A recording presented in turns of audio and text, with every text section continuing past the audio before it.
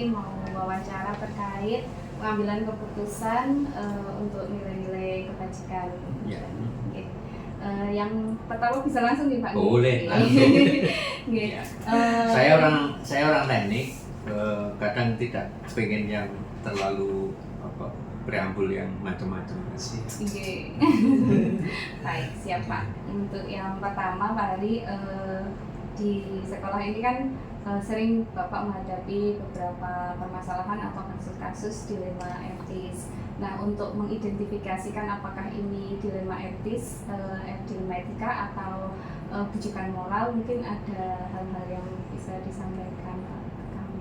Ya, kalau terkait dengan dilema etis itu dikatakan dilema itu kan menimbulkan persepsi yang menimbulkan pengambilan keputusan yang bervariasi.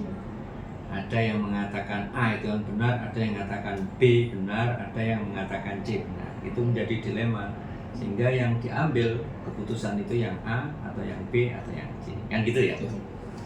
Kemudian yang satunya tadi Bujukan moral. Bujukan moral. Ya, kalau tentang bujukan moral itu kan sudah lebih pasti kan ya. Nah, sehingga kita lebih cepat mengambil sikap kan gitu. Mungkin yang menjadi perhatian yang dilema etis. Terus contoh kasus apa Pak yang sekiranya membuat Pak Hari itu mengalami dilema etika dalam pengambilan keputusan terkait kasus di sekolah? Ada beberapa ya, contoh khusus SMK. SMK ini adalah sekolah menengah kejuruan. Karena kejuruan itu kadang-kadang persepsi dari masing-masing anak itu juga menjadi berbeda karena kejuruan. Ada yang mengatakan bahwa saya akan lebih mementingkan kejuruannya.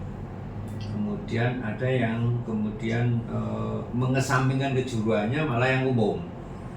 Nah, yang kejuruan juga berbeda. Contoh ya, misalkan boga misalkan. Saya lebih mementingkan kalau yang di boga itu bagaimana saya lebih konsentrasi di tata hidang. Saya nggak konsentrasi di memasaknya. Nah, sehingga kadang anak itu menjadi bingung. Di saat dia ada pelajaran tata hidang menjadi malas karena dia tidak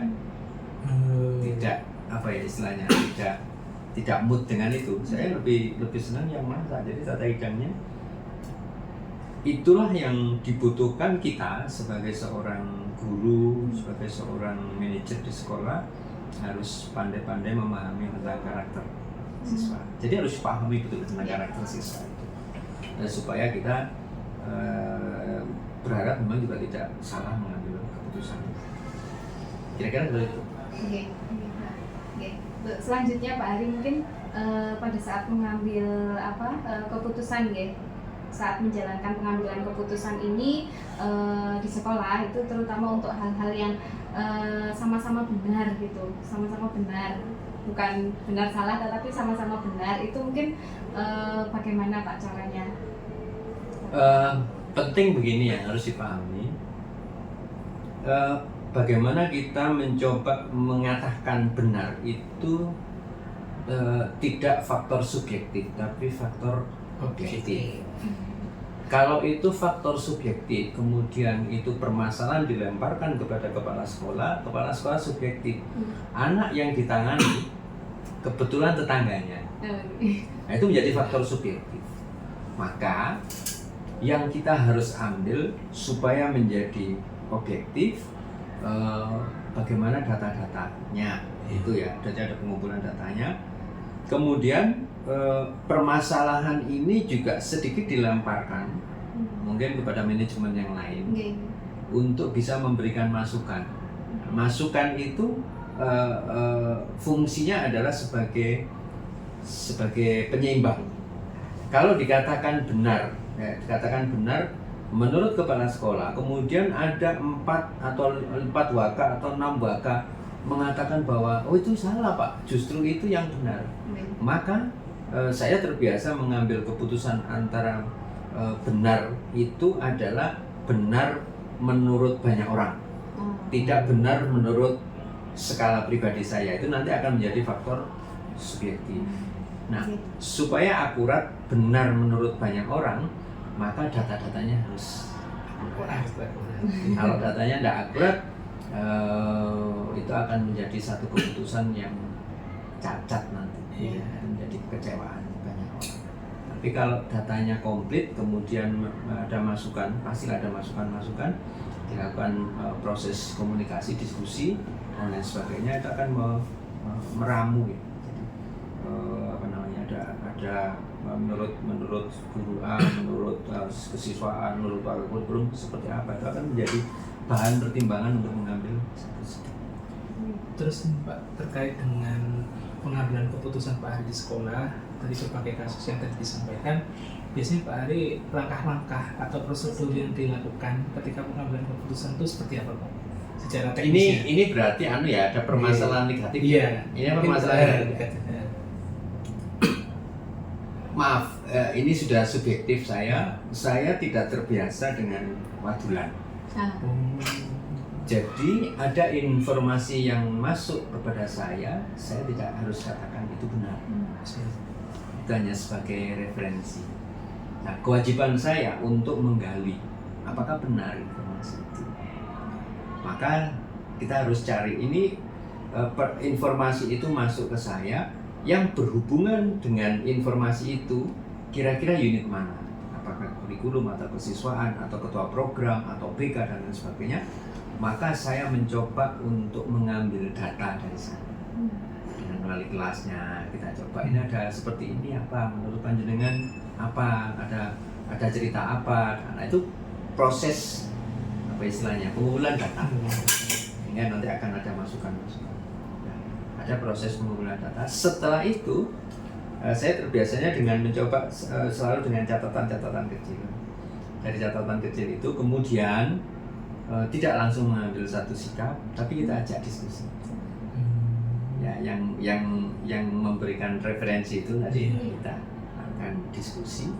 Diskusi itu tujuannya apa? Untuk menguji. Contoh, misalkan kesiswaan mengatakan, ya anak ini tidak pernah masuk. Kalau di dalam ini tidak pernah masuk, contohnya seperti ini. Nah, yang tidak pernah masuk itu mungkin di pelajaran apa? Nah, gurunya kita. Ini guru beneran, tapi yang lainnya kok masuk. Nah, berarti kan ada sesuatu di sana. Nah, itu ada sampling dengan guru yang lain. Penyeimbang yang saya katakan tadi. Nah, itu butuh ruang diskusi dari sekian orang itu. Nah, setelah itu kemudian proses dari diskusi itu kita mengambil satu istilahnya pra keputusan. Nah, pra keputusan itu kemudian saya mempunyai kewajiban untuk memverifikasi seperti itu kepada siapa yang berhubungan dekat itu.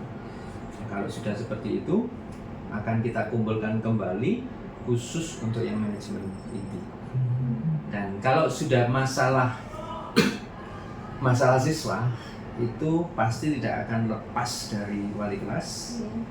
Tidak akan lepas dari ketua jurusan karena birokrasinya itu wali kelas, ketua jurusan.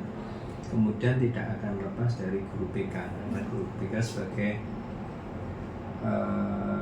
problem solvingnya. Nah, kalau kemudian kalau itu permasalahan, misalkan ya permasalahan yang harus diputuskan anak ini, kadang sekolah tidak diizinkan untuk mengeluarkan anak. Nah, kan ada seperti itu kan ya.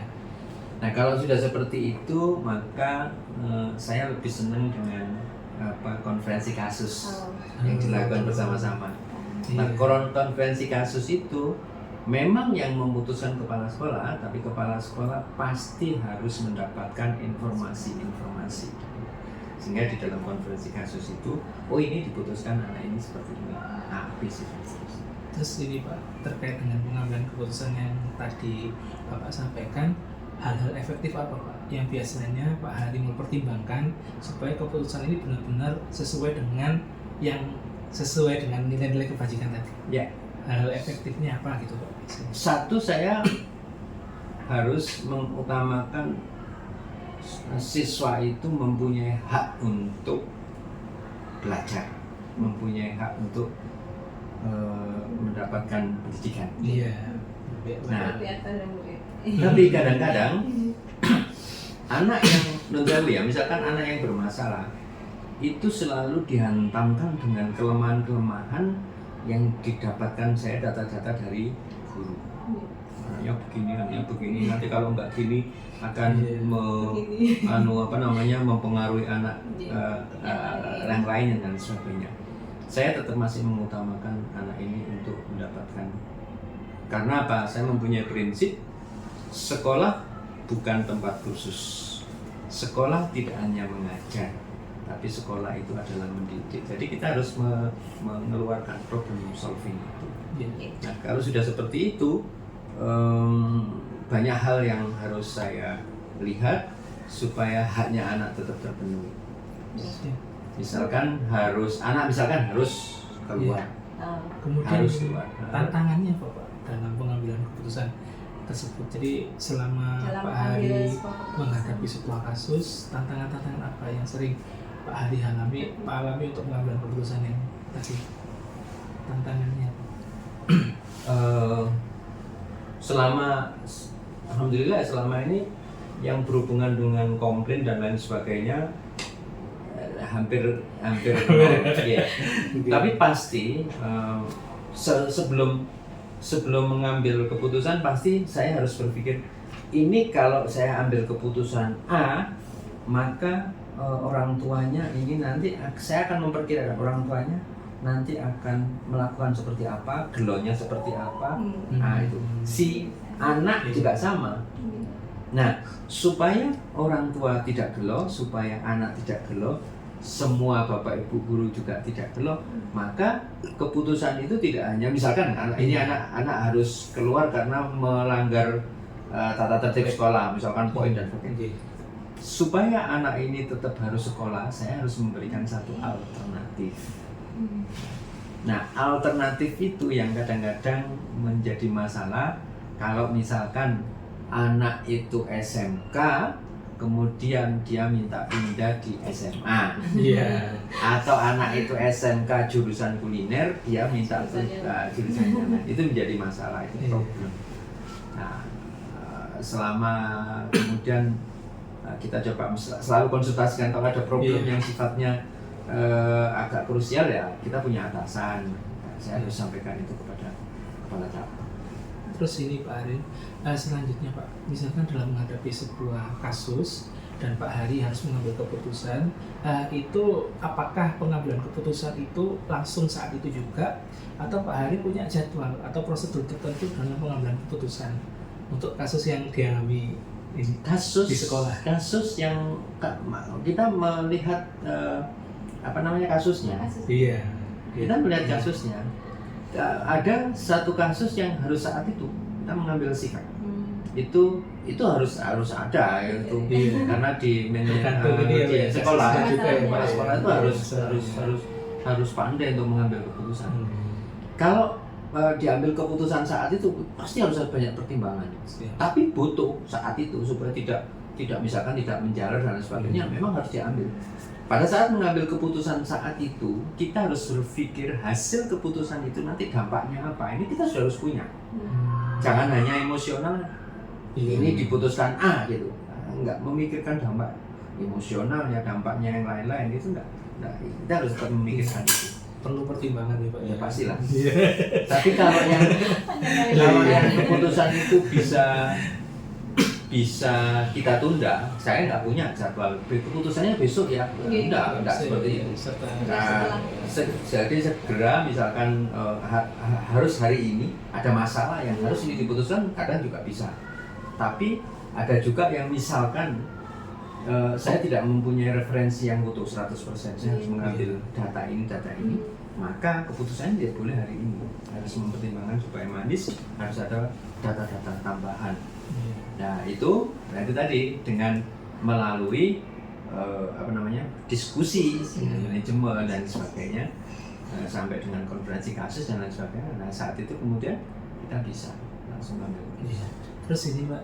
Terus bentar, Iya. keputusan itu tidak hanya lesan ya. Saya tidak terbiasa dengan keputusan lesan. Keputusan itu harus dilakukan dengan surat.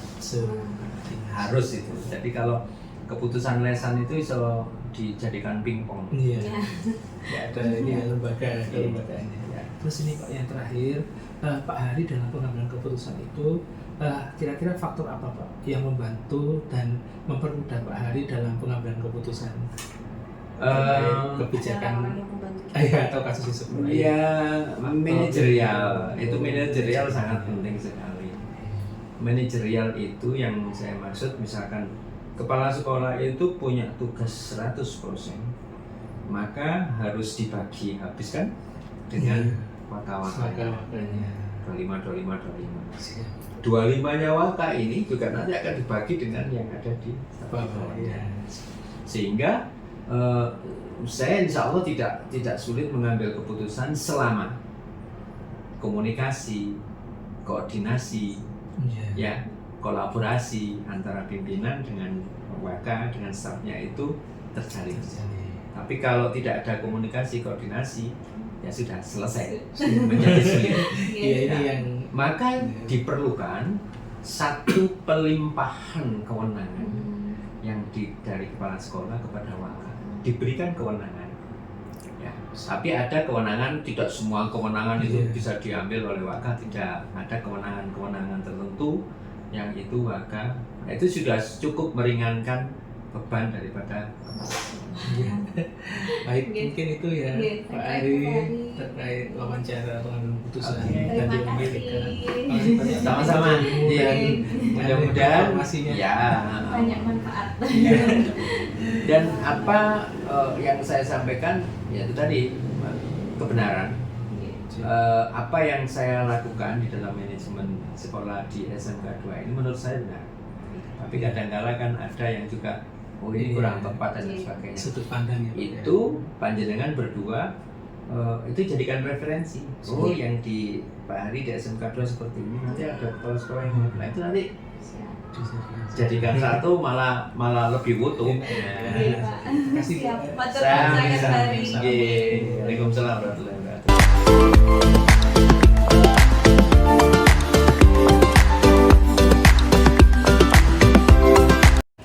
Assalamualaikum warahmatullahi wabarakatuh. Waalaikumsalam warahmatullahi wabarakatuh. Ya, mohon izin ya yuk. Iya. Saya Pak Rizky, Iya. SMK Putri Malang. Di sini saya ingin meminta waktu ya yuk. Baik. Kita mengadakan kegiatan wawancara Ibu. Iya. Sebagai salah satu tugas dari kami berkaitan dengan pengambilan keputusan Bu Yayu selaku kepala sekolah berkaitan dengan dilema etika dan kewajiban moral. Baik Pak Rizky, terima kasih kedatangannya di SMP Level M ini, dan ini juga merupakan kok gaya ya Bu Yayu diwawancara. Iya. Baik, apa kira-kira yang itu tadi bujukan moral ya? Iya. Siapa yang bujukin Bu Yayu ya? Baik Pak Rizky, di sini itu banyak ya kasus-kasus. Kira-kira Pak Rizky itu kepingin yang Bu Yayu kasih kasus yang mana ya?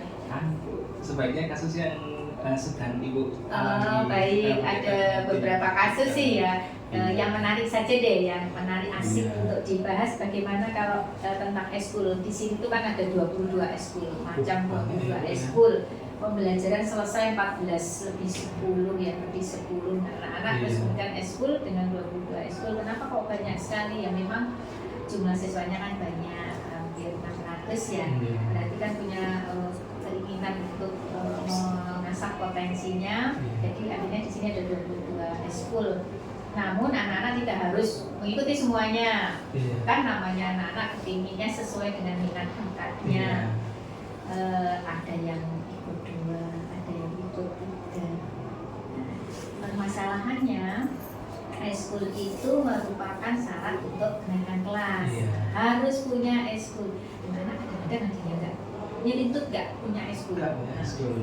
Makanya sih ikut daftar, tetapi pada kenyataannya dia tidak tidak ikut, tidak ikut eskul.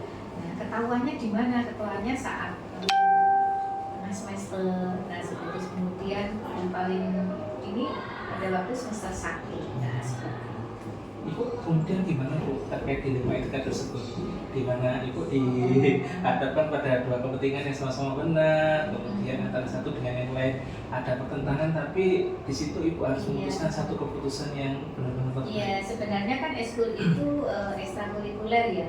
Nggak boleh sih sekolah harus mewajibkan anak-anak untuk ikut lah. Kalau saya nggak ikut eskul karena saya belajar, misalkan les ya, lain. Iya.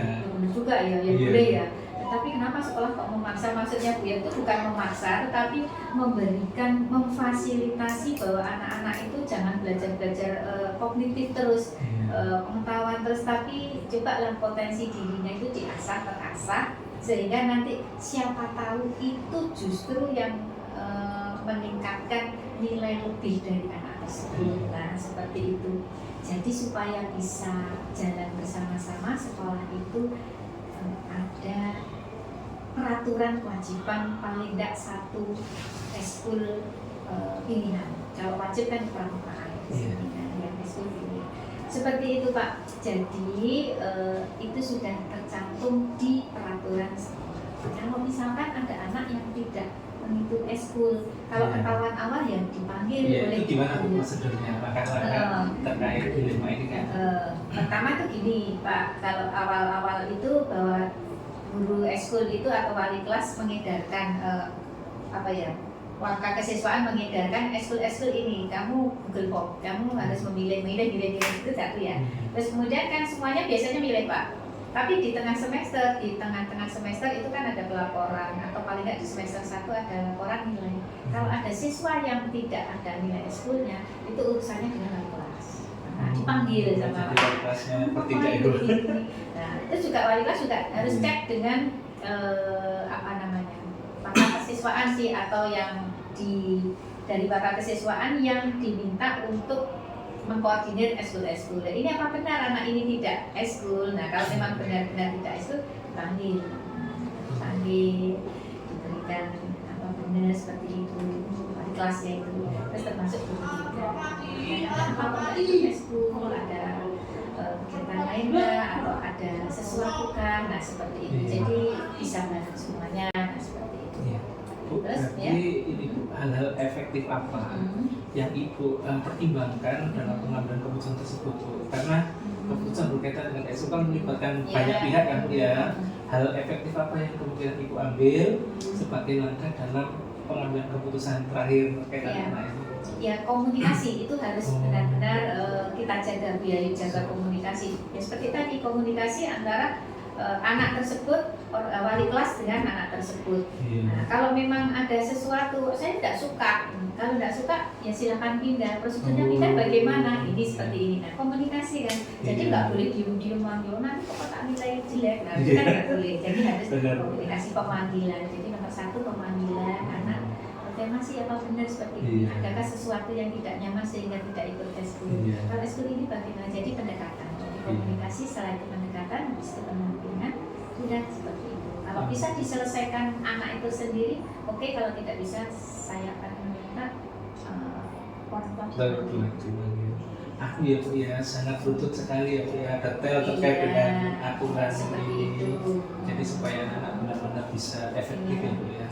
Terus ini Bu yang ingin saya tanyakan, itu kan aturan dalam pelaksanaan eskul itu sudah sangat rigid. Adakah tantangan Bu atau apa ya istilahnya yang membuat Ibu itu tertantang untuk menyelesaikan masalah atau berkaitan dengan dilema etika eskul? Tadi kan teori ya, kadang anak-anak itu ya bisa saja mencari celah-celahnya, baru ketahuan setelah semester 1. Karena di semester 1 tulis di rapot kan, rapotnya itu kok kosong. Nah, kasusnya itu terjadi kok kemarin di semester 1. Kosong itu kenapa? Ternyata setelah beliau telusuri, 1 ada guru eskul yang lupa tidak memberikan doa ikhlas. Nah, komunikasi kan agamis kan, itu kan bisa diperbaiki. Ada juga memang siswa yang hanya masuk beberapa kali saja, ya itu harus pemanggilan dengan semacam ini. Kalau nanti di semester 2 tidak ikut, berarti kamu tidak naik kelas. Nah, sudah seperti itu. Itu kalau sudah keputusan nggak bisa diubah, ya akan kalau berani coba-coba ya tapi nggak tahu.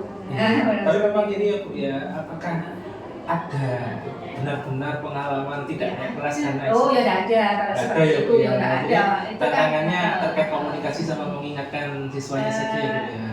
Ini karena kriteria kenaikan kelas kelulusan itu kan Bu ya share ke orang tua. Jadi Oh, sama-sama iya. kami selalu share ke orang tua, ke guru, ke semuanya tahu bahwa salah satunya adalah semacam itu. Jadi sebelum terjadi kenaikan kelas atau kelulusan, semua sudah tahu, ayo dan dihubungi orang tuanya, ayo dan dihubungi anaknya, karena ini nanti bisa membuat anak-anak masuk lubang yang dia buat sendiri kan seperti itu. Jadi seperti itu, komunikasi yang penting. Tapi ini Bu, apakah orang tua wali murid itu mendukung anak mengikuti Kalau- ekskul atau berbuat? Kalau di sini Di malah sekolah. maunya itu setiap hari disuruh ekskul. Oh, Masya Karena apa? Allah. Orang tuanya menjemputnya jam 5. Iya. Titipkan anaknya. Oh iya. Jadi ada 22 ekskul. Jadi kalau disuruh bendino ya capek dulu. Iya. Rata-rata apa ekskul apa yang sangat Yang diminati? laki-laki itu olahraga ya, jadi Oh. ada futsal, kemudian berenang, itu juga seneng. Padahal berenang kan harus pergi ke tempat kolam, tapi tidak masalah, pembiayaannya semua orang tua. Basket itu seneng. Di sini juga yang favorit itu public speaking, macam-macam lah. Semuanya yang memang punya talenta sendiri-sendiri, Iya. makanya ada 22 ekskul seperti itu. Alhamdulillah ini ya Bu ya, sangat dilayani. Iya, terkait bakat semuanya. minatnya. Nanti kalau kepingin ada robotik atau apa, kalau sudah ada sekitar 20 yang berminat, kita buka. Tapi selama ini belum ada yang itu, ya sudah kita ikuti semua. Iya. Yang penting sekolah kami SMP Lahiran itu memfasilitasi potensi minat bakat siswa. Wah, mantap Mas.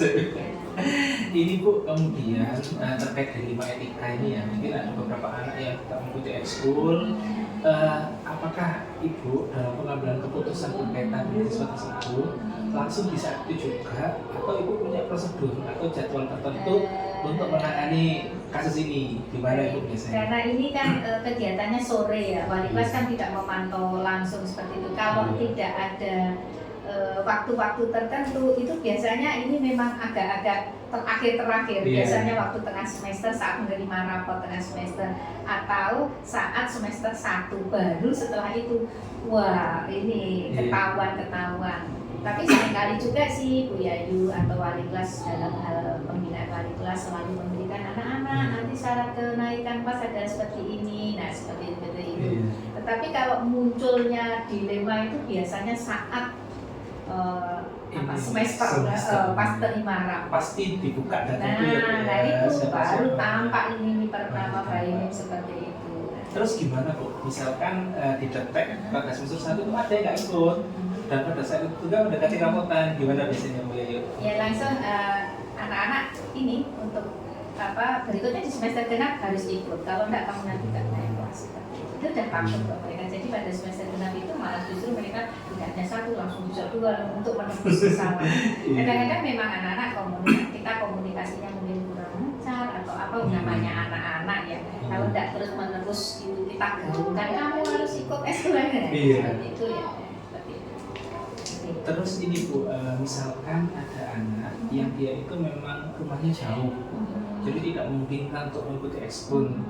Kemudian juga mohon maaf saya broken home Bu, itu gimana Bu pengambilan keputusan Bu Yayu terkait itu? Sepertinya itu tidak pernah terjadi karena sejak awal mereka masuk di kelas 7 itu PPDB kami sudah terbuka. Jam masuk 06.30, jam 14.10 pulang, setelah itu ekskul. Nah seperti itu, jadi sudah mereka prepare misalnya rumah saya jauh, saya tidak bisa datang 06.30, jangan sekolah di sini. Nah, Seperti itu Bu? iya, memang seperti itu 06.30. Jadi sejak awal PPDB masuk itu sudah kami lihatkan seperti ini. Ekskulnya ada 22 itu kami terbuka semuanya bayar. Nah sekian semuanya itu kami buka di awal. Jadi kalau sampai di tengah-tengah ada keberatan itu balik lagi awalnya Iya. Ya, kenapa sih saya memaksa untuk ekskul itu ya sekali lagi anak-anak itu Bu Yayu ingin memfasilitasi semua anak-anak itu potensinya non akademiknya terutama itu biar muncul. Siapa tahu itu masa depannya untuk sepak bola, pemain nasional, pemain yang seperti itu. Nah kalau dari SMP nggak diberikan apa ya fasilitas Fasilitas sayang. kasihan, Nah, apalagi ya. sekolah kami sekolah besar, Iya. semuanya ada Kasihan. tersedia. Iya. Terus ini Bu yang terakhir terkait dengan untuk mempermudah dan membantu Bu Yayu dalam memutuskan suatu keputusan, apa saja Bu faktor-faktor yang dilihat Bu, atau faktor-faktor pendukungnya? Kalau Bu Yayu faktor pendukungnya itu ini ya SDM-nya. Oh, SMP Lab SDM. itu luar biasa kekompakannya, kemudian juga aturan-aturan sudah teradministrasi, SOP-nya sudah ada. Nah, waka-waka itu berperan penting ya dalam mengambil Iya. keputusan. Terutama kalau ekstra berarti Bu Yayu harus dengan waka siswa. Oh, iya. Baik, terima kasih banyak Bu Yayu Ya, untuk wawancara sama-sama Pak ini. Rizky. Terima kasih banyak untuk Iya. ilmunya. Sehat terus ya Pak Ibu. Rizky. Iya. Terus jangan lupa untuk selalu berbahagia. Siap, terima kasih banyak Ibu. Terima kasih. Assalamualaikum warahmatullahi wabarakatuh. Waalaikumsalam warahmatullahi wabarakatuh.